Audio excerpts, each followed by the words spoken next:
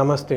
August month Makar రాశి వారి గనుక చూసుకుంటే, ఈ మంత్‌లో మకర రాశి వాళ్ళకి ఒక రకంగా చెప్పాలంటే కొంచెం ఆచి తూచి అడుగులేయాల్సిన మంత్ అని మీరు గమనించుకోవాలి. ఎందుకంటే మీరు గనుక గమనించుకుంటే వీళ్ళకి ఇప్పటిదాకా ఏలినాటి శనితో ఇబ్బందులు పడి ఉన్నారు. అయితే ఏలినాటి శని ప్రభావం అయిపోయిన తర్వాత కొత్త అవకాశాలు రావటం, కొత్తగా వీళ్ళకి ఏమని చెప్తారంటే మంచి అభినందనలు రావటం, ఒక మంచి పొజిషన్లోకి వెళ్ళటం చాలామందికి చూస్తూ ఉన్నాము.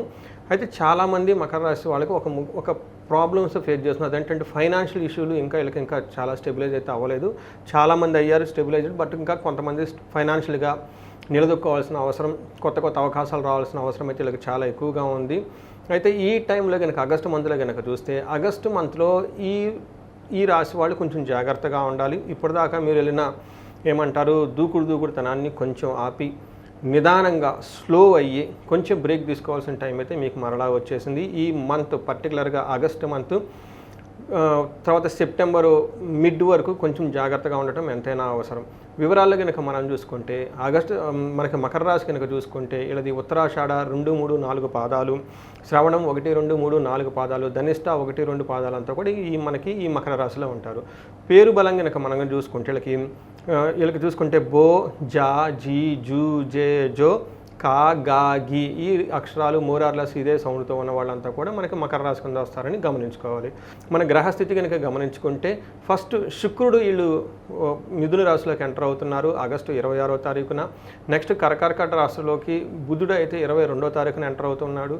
సూర్యుడు వచ్చేటప్పటికి సింహరాశిలో 17వ తారీఖు ఆగస్టు 17వ తారీఖు ఎంటర్ అవుతున్నారు. తర్వాత మోస్ట్ ఇంపార్టెంట్ వచ్చేటప్పటికి కుజుడు జూలై 28న కన్య రాశిలోకి ఎంటర్ అవుతున్నారు. ఈ యొక్క 4 గ్రహాల యొక్క స్థితిని బట్టి మనం చూసుకుంటే ఆగస్టు మంత్లో ఎలా ఉందో చూద్దాం. మనకి మహర్షులు ఒక కాన్సెప్ట్ ఇచ్చారండి, దాన్ని సూక్ష్మ గోచారం, లఘు గోచారం అంటారు. అంటే వెరీ క్విక్గా హోల్ మంత్ అంతా ఎలా ఉందో మనం తెలుసుకోవచ్చు. దీని ప్రకారం చూసుకుంటే పీడాం, దేహరుజం, విరోధిం, విపత్తిం అని చెప్తూ ఉంటారు. ఇంగ్లీష్లో చూసుకుంటే indisposition, opposition, troubles and affliction అని చెప్తారు. అంటే శారీరకంగా బాధలు, తర్వాత ఏదైనా పని చేస్తుంటే మిమ్మల్ని అపోజ్ చేసేవాళ్ళు ఎక్కువగా ఉంటారు. అనవసరంగా అన్ఎక్స్పెక్టెడ్గా ట్రబుల్స్ వచ్చే అవకాశం ఎక్కువగా ఉంటుంది. పీడం, ఏదో ఒకటి మిమ్మల్ని పీడిస్తూ ఉంటుంది, శారీరకంగా కానీ మానసికంగా కానీ అని మనం చెప్పుకోవచ్చు. దీన్ని ఎఫ్లిక్షన్ అంటారనమాట. ఈ విధంగా మనకు హోల్ మంత్ అయితే ఉండబోతూ ఉంది. మనం డీటెయిల్స్ చూసుకుంటే ఒక గ్రహం ప్రతి గ్రహం వైజ్ ఎలా పాజిటివ్గా, ప్రతికూలంగా, అనుకూలంగా ఉందో మనం చూడొచ్చు. మన 8th హౌస్లో సూర్యుడు ఉండటంతో ఇది మంచి పొజిషన్ కాదు అని చెప్తూ ఉంటారు. 8th హౌస్లో ఉండి 2nd హౌస్లో చూడటంతో ఇది కూడా ఒక మంచి పొజిషన్ కాదని మనకు చెప్తారు. ఈ పొజిషన్లో ఏమవుతుంది మనం చూసుకుంటే, సూర్యుడు 8th హౌస్లో ఉంటే మనకి మహర్షుల సంస్కృతంలో ఏం చెప్తారంటే, దుర్దోష శత్రు సంవాదో గమనాగమన వ్యధ దుఃఖవార్తాశ్రుతం చైవ అష్టమస్తే యదారవిహి అని మనకి మహర్షుల సంస్కృతంలో చెప్తారు. దీని ప్రకారం చూసుకుంటే దుర్దోష అంటే మీరు చెడ్డ పనులు చేయాలని ఒక ఆలోచన మీకు వచ్చేస్తూ ఉంటాయి. శత్రు సంవాదం, మీరు వెళ్ళి శత్రువులతో గొడవ పడే అవకాశం ఎక్కువగా ఉంటుంది. గమన వ్యధ, మీరు ట్రావెల్ చేసినా, ప్రయాణాలు చేసినా అందులో ఉపయోగం ఎలాంటి ఉపయోగం ఉండదు. ట్రబుల్స్ ఎక్కువగా వ్యధ అంటే ఏదో ఒకటి బాధపడుతూ ఉంటే అవకాశం ఎక్కువగా ఉంటుంది. దుఃఖ వార్త శృతం చేవ, ఇందులో మీరు ఏదైనా ఒక బ్యాడ్ న్యూస్ కూడా అయిన అవకాశం ఎక్కువగా ఉంటుంది. కొంచెం కేర్ఫుల్గా ఉండాలి. అంతేకాకుండా 2వ ఇంట్లో సూర్యుడు ఉండటం వల్ల లాస్ ఆఫ్ మనీ, ధనాన్ని కోల్పోయే అవకాశం ఎక్కువగా ఉంటుంది. కోపంగా మాట్లాడే అవకాశం కూడా ఎక్కువగా ఉంటుంది.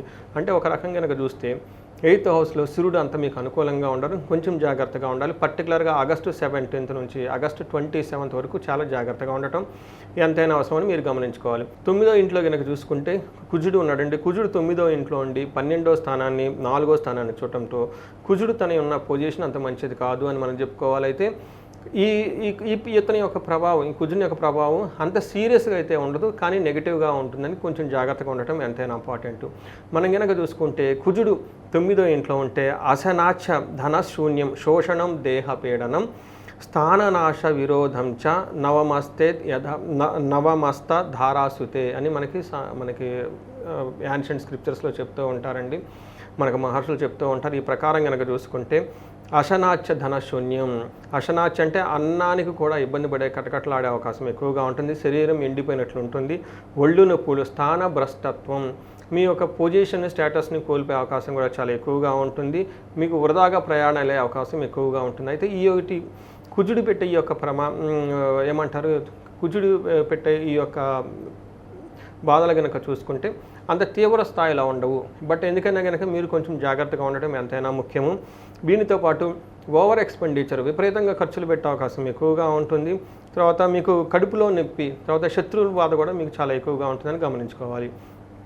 మీకు శుక్రుడు కనుక చూసుకుంటే ఒక ముఖ్యమైన గ్రహం, మారిన గ్రహాల్లో శుక్రుడు మీకు 6వ ఇంట్లో నుంచి 6వ ఇంట్లో ఉన్నారు. అగైన్ శుక్రుడు 6వ ఇంట్లో ఉండటం అంత మంచిది కాదు అని మనకి శాస్త్రాల్లో చెప్తూ ఉంటారు. శుక్రుడు 6వ ఇంట్లో ఉంటే ఏమవుతుందంటే విరోధ శత్రుపీడాం చ జ్ఞాతీనాం చ విరోధదః ఆయాసో ధారా పుత్రైద్వేష్ట పుత్రై షష్ఠే భృగునందనే అని మనకి సంస్కృతంలో చెప్తూ ఉంటారు. ఈ ప్రకారం కనుక చూసుకుంటే 6వ ఇంట్లో కనుక శుక్రుడు ఉంటే విరోధం వస్తుంది, శత్రువులతో బాధ వస్తుంది, భార్యతో గొడవలు వచ్చే అవకాశం ఎక్కువగా ఉంటుంది, ఆయాస పడే పనులు ఎక్కువగా ఉంటుంది, భార్యతోటి పుత్రులతోటి గొడవలు పడే అవకాశం ఎక్కువగా ఉంటుంది. శుక్రుడు 6వ ఇంట్లో ఉండటం అంత మంచిది కాదని మనం గమనించుకోవాలి. అయితే వీటికి రొమాన్స్కి సంబంధించిన విషయంలోనూ, ప్లేజర్కి సంబంధించిన విషయంలో, శుభకార్యాలకు సంబంధించిన ఖర్చుల విషయంలో చాలా చక్కగా బాగుంటారని మీరు గమనించుకోవాలి. సో ఈ ప్రకారం కనుక చూసుకుంటే మకర రాశి వాళ్ళకి గురువుతో పాటు ఇప్పుడు కొత్తగా మారిన గ్రహాలు కొంత అనుకూలంగా లేవు కాబట్టి కొంచెం జాగ్రత్తగా ఉండటం ఎంతైనా అవసరం, చాలా కేర్ఫుల్గా ఉండటం ఎంతైనా అవసరం గమనించుకోవాలి.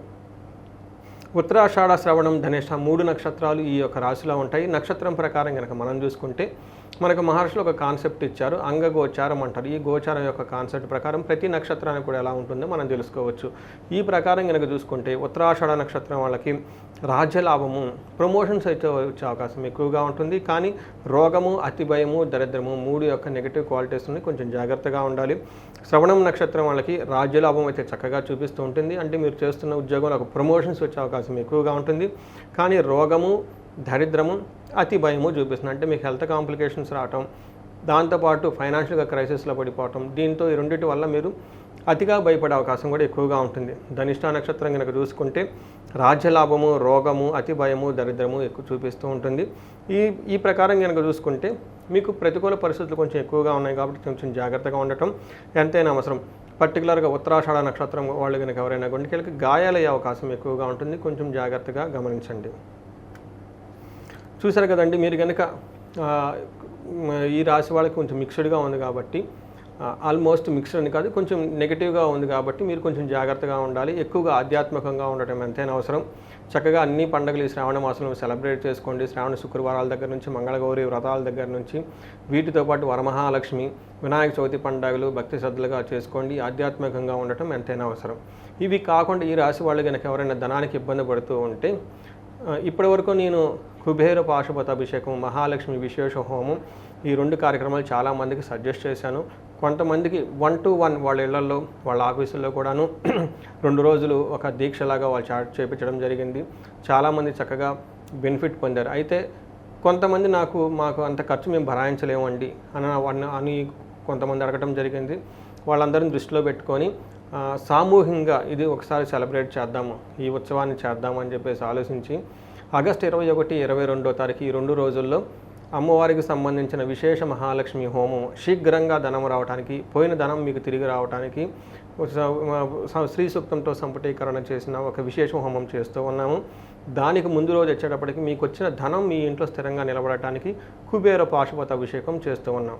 టోటల్గా కనుక చూసుకుంటే ఇది 2 రోజుల కార్యక్రమం. కుబేర పాశుపత అభిషేకం ఒక రోజు, మహాలక్ష్మి విశేష హోమము 2వ రోజు కూడా చేయటం జరిగింది. సో ఈ అవకాశాన్ని ప్రతి ఒక్కళ్ళు ఈ రాశి వాళ్ళు సద్వినియోగం చేసుకోవాలని చెప్పేసి నేను కోరుకుంటున్నాను. నమస్తే.